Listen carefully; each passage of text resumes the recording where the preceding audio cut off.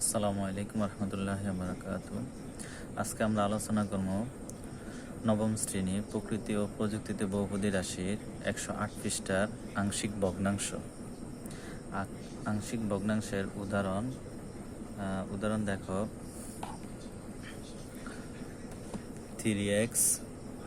3x plus 1 by x square minus 1। এটাকে আমরা বলছি কি এটাকে আংশিক ভগ্নাংশে প্রকাশ করো। খেয়াল করো, এটা সমস্যা সমাধান করব। উদাহরণ 3x plus 1 by x square minus 1। ঠিক আছে, দেখো আমরা কতগুলো নিয়ম সম্মুখে ক্লাসে আলোচনা করছিলাম। ঠিক আছে, বা নিয়ম তোমরা অবশ্যই জানো, এটা কি প্রকৃত ভগ্নাংশ না অপ্রকৃত ভগ্নাংশ। তো প্রকৃত ভগ্নাংশে সবসময় কি হয় দেখো, প্রকৃত ভগ্নাংশে সবসময় লব ছোট হর বড়, লব ছোট হর বড়। তাহলে দেখো, হর যদি 5 আর লব যদি 3 দিই, দেখো এটাকে বলা হয় প্রকৃত ভগ্নাংশ। ঠিক আছে, লব ছোট হর বড়, এটা হচ্ছে প্রকৃত ভগ্নাংশ। আর অপ্রকৃত ভগ্নাংশে হর ছোট লব বড়, হর ছোট লব বড়। আর আরেকটা হচ্ছে যে তোমার অপ্রকৃত ভগ্নাংশে যদি লব আর হর যদি একই হয়, সমান হয়, ঠিক আছে, তাও কিন্তু অপ্রকৃত ভগ্নাংশ। ঠিক আছে, আর অপ্রকৃত ভগ্নাংশ থাকলে সেটাকে আমরা কিসে নিয়ে যাব বলছিলাম, প্রকৃত ভগ্নাংশে নিয়ে যাব। ঠিক আছে, এখানে খেয়াল করো, এখানে আছে দেওয়া আছে কত, 3x plus 1 by x square minus 1। ঠিক আছে, খেয়াল করো, যদি উৎপাদক যাওয়ার সুযোগ থাকে অবশ্যই তাকে উৎপাদক নিবা। যেমন ধরো এ স্কোয়ার, এক্স এর যদি এ ধরি আর এর উপরে স্কোয়ার মাইনাস 1 এর উপর যদি স্কোয়ার দিই, তাহলে এ স্কোয়ার মাইনাস বি স্কোয়ার। যদি উৎপাদক হয় উৎপাদক নিবা, নাহলে নিয়মে চলে যাবা। ঠিক আছে, তাহলে আমরা লিখতে পারি 3x plus 1 আর A square minus B square. Square minus square সূত্র কি, a plus b into a minus b। এবার আসো সিস্টেম ধরি 3x plus 1 by x plus 1 into x minus 1। এখানে খেয়াল করো, এখানে আমরা অভেদ চিহ্ন দেবো, এখানে সমান সমান চিহ্ন দেবো না, আমরা দেবো কি চিহ্ন, অভেদ চিহ্ন, 3টা দাগ। ঠিক আছে, নট ইকুয়াল। দেখো x plus 1 into x minus 1, একবার আমরা a by x plus 1 দেব, প্লাস আর একবার দেব কি b by x minus 1। ঠিক আছে, এবার দেখো এই যেটা থেকে আমরা 3x plus 1, যেটা আমার অঙ্ক ছিল কি 3x plus 1 by x plus 1 into x minus 1, এটা দ্বারা আমরা উভয় পক্ষকে গুণ দেব। এই পক্ষকে গুণ দেব, আবার এই পক্ষকে কি করব, গুণ করব।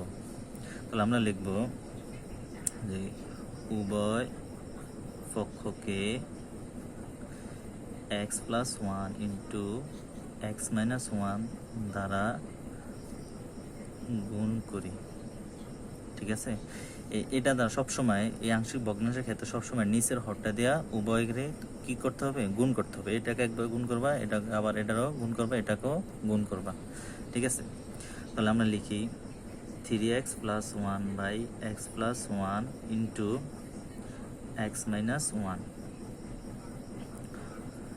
x plus 1 into x minus 1। এবার দেখো অভেদ চিহ্ন, নট ইকুয়াল, অভেদ চিহ্ন দিতে হবে। হ্যাঁ, তাহলে খেয়াল করো a বাই x plus 1। হ্যাঁ, এবার এটা দ্বারা কি করতে হবে, উভয়টাকে গুণ করতে হবে, x plus 1 into x minus 1 plus আবার দেখো b by x minus 1 into x plus 1 into x minus 1। ঠিক আছে, এই সিস্টেমের সব আংশিক ভগ্নাংশ একই সিস্টেম। ঠিক আছে, যেটা হরে থাকবে ওই হর দিয়ে উভয় পক্ষকে গুণ করতে হবে। ঠিক আছে, এবার আসো দেখো x plus 1 আর x plus 1 ক্যান্সেল, উপরে নিচে আবার x minus 1 x minus 1 cancel. ঠিক আছে, তো থাকে কি 3x plus 1 অভেদ চিহ্ন দাও, এবার এক্স প্লাস ওয়ান, এই এক্স প্লাস ওয়ান চলে যায়, আবার এই এক্স মাইনাস ওয়ান, আবার এই এক্স মাইনাস চলে যায়। এবার থাকে কি A into X minus one plus B into X plus one. ঠিক আছে, হ্যাঁ খেয়াল করো, এই প্রথম যেটাকে আমরা ধরে নিছি ওটাকে ধরে নিবা 1 নং সমীকরণ। এবার আসো এটাকে আমরা ধরবো কত, 2 নং সমীকরণ। প্রত্যেকটা ক্ষেত্রে একই সিস্টেম, একটা আংশিক ভগ্নাংশ বুঝতে পারলে বাকি সব আংশিক ভগ্নাংশ একই রকম। ঠিক আছে, খেয়াল করো একটা জিনিস ভুলে গেছি আমি, দেখ খেয়াল করো, এটা আমাদের এই ভগ্নাংশটা কি প্রকৃত না অপ্রকৃত। ঠিক আছে, সবসময় তুমি চলকের ঘাত চিন্তা করবা, চলকের ঘাত কত আছে সর্বোচ্চ। দেখো এখানে চলকের সর্বোচ্চ ঘাত আছে 2, আর এখানে চলকের সর্বোচ্চ ঘাত আছে 1, সাংখ্যিক সহগ ধরবা না। ঠিক আছে, চলকের ঘাত দেখো উপর আছে x, নিচে আছে x স্কয়ার, তার মানে উপরে নিচে আছে 2, উপরে আছে 1, তার মানে এটা প্রকৃত ভগ্নাংশ। তার মানে এটা কি ভগ্নাংশ, প্রকৃত ভগ্নাংশ বলতে ভুলে গেছি। ঠিক আছে, তার আগে তুমি সর্বপ্রথম এটা নির্ণয় করো, তোমার এই ভগ্নাংশটা কি প্রকৃত আছে না অপ্রকৃত আছে, এটাকে নির্ণয় করবা। আচ্ছা ঠিক আছে, এবার আসো আমরা যেটা দ্বারা গুণ করছিলাম। ঠিক আছে, এবার এক্স এর মান বসাও, এটা একটু রাফলি করতে হবে তোমাদের সবাইকে। এই সিস্টেম অনুযায়ী তুমি এক্স এর মানটা বের করবা। কিভাবে দেখো, X plus one into X minus one is equal to কত, 0। তার মানে দেখো X plus one is equal to 0, আবার x minus one is equal to 0। তার মানে আমরা লিখতে পারি x plus one is equal to 0 হলে x is equal to minus one. আবার দেখো x minus one is equal to 0 হলে আবার এক্স ইজ ইকুয়াল টু মাইনাসটা ছেড়ে গেলে প্লাস। দেখো একবার আমরা এক্স এর মান -1 বসাবো, আবার এক্স এর মান কি বসাবো, 1 বসাবো। ঠিক আছে, এবার লেখো যে এখানে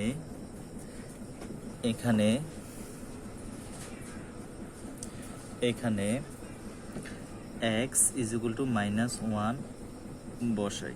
ঠিক আছে, দেখো বা এই 2 নঙে, ঠিক আছে, x এর মানটা বসাবো, 2 নঙে x এর মানটা বসাই। তাহলে 2 নংটা কি আছে দেখো, 2 নং সমীকরণে। ঠিক আছে, তাহলে 2 নং সমীকরণটা কি আছে আমাদের, 3x + 1 ইজ ইকুয়াল টু অভেদ চিহ্ন x - 1 plus b into x + 1।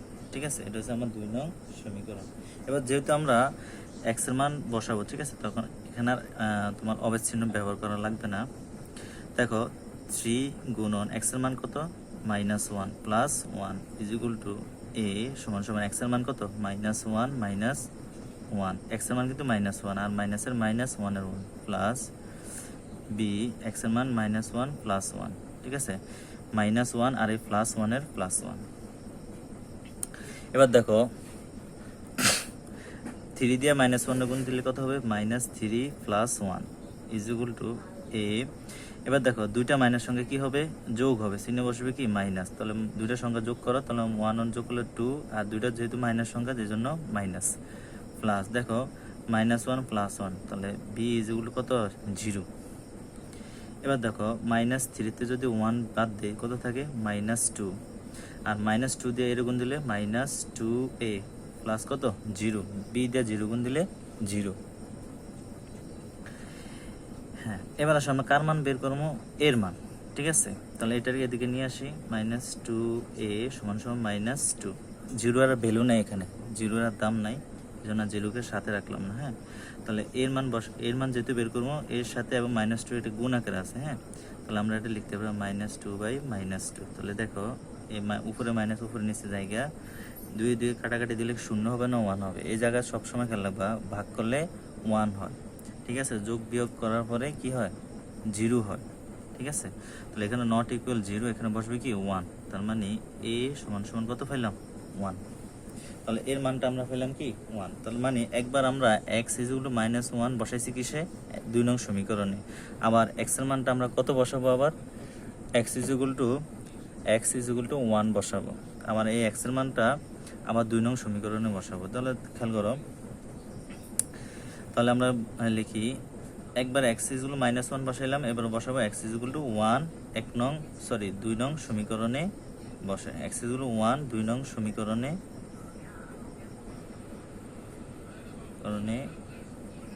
বসিয়ে পাই। তাহলে আমার 2 নং সমীকরণটা কি আছে 3x + 1 = a * x - 1 plus b * x + 1, ঠিক আছে। তাহলে 3 গুণন x এর মানটা কত, এবার x এর মান কত বসাবো, এবার x এর মান আমরা 1 বসাবো, একবার -1 বসাইছি, এবার বসাবো কত 1।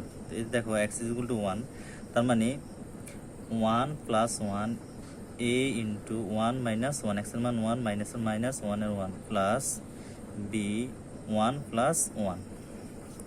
এবার দেখো 3 দিয়ে যদি 1 এর গুণ করি, 3 দিয়ে যদি 1 এর গুণ করলে কত আসে 3 একে 3 + 1 = দেখো a * a প্লাসে মাইনাসে আগে থাকে কত 0 প্লাস b * 2, তার মানে 2b।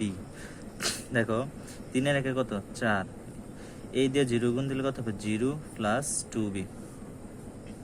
দেখো আমরা 2b এর মান বের করবো না, সরি b এর মান বের করবো না আমরা, তাহলে 2b টা এদিকে রাখি আর 4 টা এদিকে রাখি। এটাকে বলা হয় বিনিময় বিধি, ঠিক আছে। বিনিময় বিধিতে কোনো চিহ্ন পরিবর্তন হয় না, ডাইন সাইডের সঙ্গে বাম সাইডে আসবে, বাম সাইডের সঙ্গে ডাইন সাইডে আসলে যদি পুরাটা আসে সেক্ষেত্রে কি হয় না, চিহ্নের পরিবর্তন হয় না। তাহলে b = কত 4 কত 2, 2 দুগুণে 4, তার মানে b = 2। দেখো আমাদের অলরেডি মান চলে আসছে a এবং b। আমাদের এখানে দেখো আমরা কি ধরছিলাম a/x + 1 প্লাস b/x - 1, তাহলে এর মানটা আমরা পাইলাম কত 1, ঠিক আছে। এর মানটা আমরা কত পাইলাম 1 আর b এর মানটা পাইলাম কত 2। এবার দেখো আমরা বসিয়ে দেই, ঠিক আছে। এবার আমরা রেজাল্টটা বসিয়ে দেই, তাহলে a ও b 1 নং সমীকরণে বসিয়ে পাই। লেখো a ও b এর মান 1 নংয়ে বসিয়ে পাই। তার মানে এই একটা অঙ্ক যদি ভালো মতো করতে পারো, বাকি সব অঙ্ক সিস্টেম একই, কিন্তু মাঝে মাঝে কিছু অঙ্ক তুমি ভেজাল করবে, ঠিক আছে। তখন আমরা যখন এর মান পাবো, বির মান পাবো না, সির মান পাবো না, তখন আমাদের করতে হবে সহগ সমীকৃতকরণ, ঠিক আছে। একটু এই অঙ্কগুলো একটু তেরা টাইপের, ঠিক আছে, একটু বুঝতে হবে, ঠিক আছে। আগে মেন হচ্ছে তোমার বোঝা। তাহলে আমি মনে করি এই চ্যাপ্টারের মধ্যে এই অঙ্কগুলো একটু সোজা আছে। প্লাস b/x - 1, যখন আমরা অনুশীলনী থেকে যাব, অনুশীলনী একটা অঙ্ক একটু তেরা টাইপের, বুঝছো, অনেক বড় হবে, লম্বা হবে, ঠিক আছে আলোচনা। তাহলে খেয়াল করো, আমরা লিখতে পারি 3x + 1 কত x + 1 x - 1।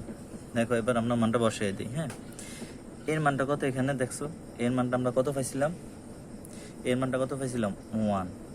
তাহলে 1 এর বদলে আমরা কত লিখবো 1, তাহলে x + 1 প্লাস বির পরিবর্তে আমরা কত লিখবো, বির পরিবর্তে আমরা 2 লিখবো, তাহলে উপরে 2 আবার x - 1, এই আমাদের অ্যান্সারটা চলে আসছে। এবার একটু আলোচনা করি ভগ্নাংশ প্রকৃত অপ্রকৃত। খেয়াল করো, যদি আমার অঙ্কটা দেওয়া থাকে আংশিক ভগ্নাংশে, সর্বপ্রথম আমি নির্ণয় করবো কি এটা কি আমার প্রকৃত ভগ্নাংশ না অপ্রকৃত ভগ্নাংশ।